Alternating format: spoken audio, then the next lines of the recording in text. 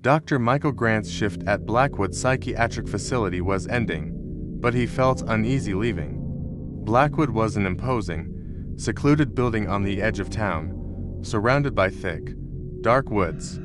For years, there had been rumors about the patients that were admitted there.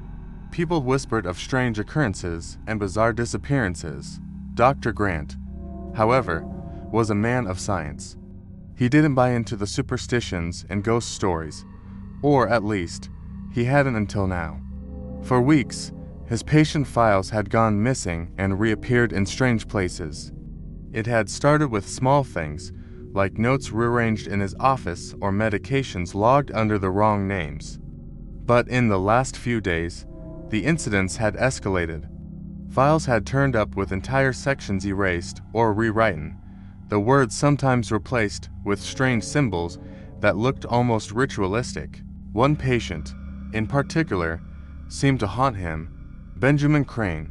Benjamin was an unusual case, admitted for violent tendencies and delusions, claiming he could see things beyond human comprehension. In his last few sessions, he had grown increasingly agitated, speaking in hushed tones about a shadow man who walked through walls. He claimed the shadow man was watching, waiting for the right moment. One night, as Dr. Grant was wrapping up a late session, he passed by Benjamin's room and noticed the light flickering inside.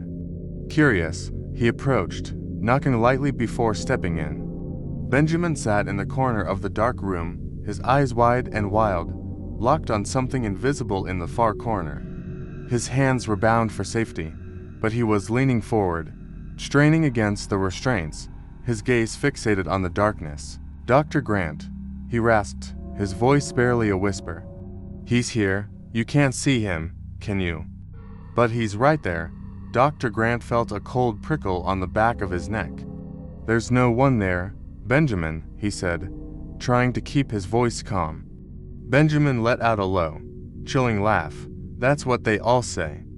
But he's watching you, doctor, watching and waiting.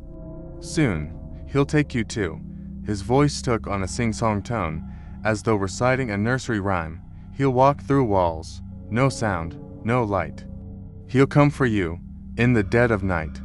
Dr. Grant stepped back, trying to shake the unnerving sensation crawling up his spine. But, as he left, Benjamin's words echoed in his mind. Later that night, Grant was alone in his office, completing his notes, when he heard footsteps outside his door. Thinking it was another staff member, he called out, "Hello, who's there?" But no one answered.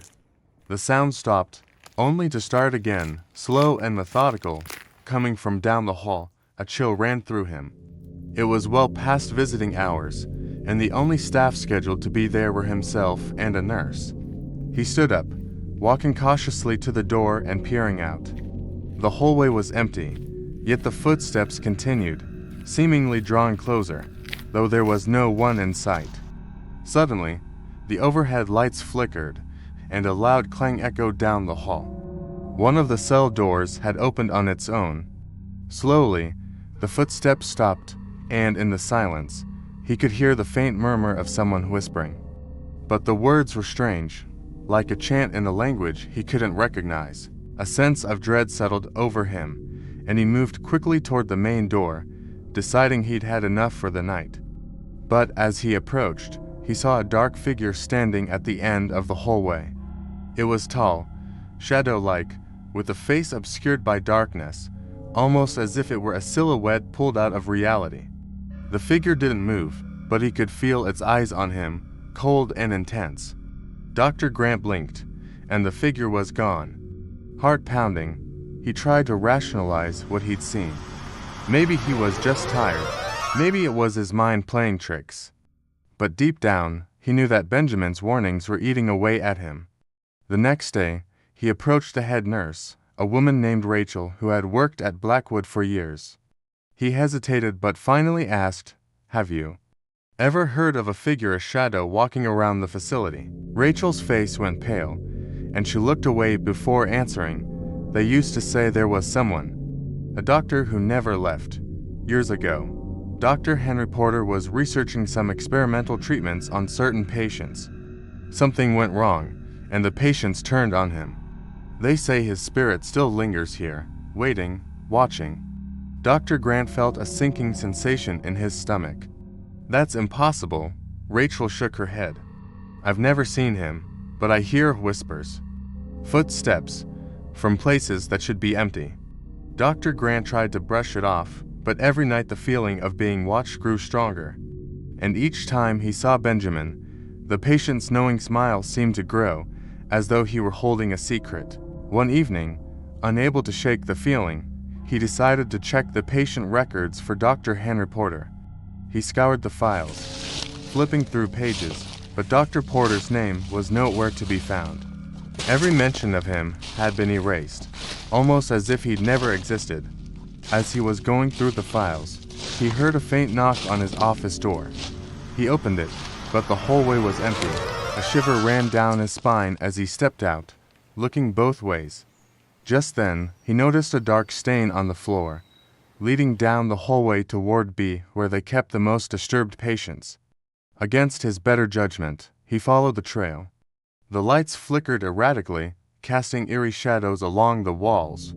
The closer he got, the colder the air became, until he could see his breath fogging in front of him. The trail led him to an empty room, with walls lined with old medical charts and rusty equipment. As he stepped inside, he heard the door creak shut behind him. The air grew thick, and a dark figure appeared in the corner.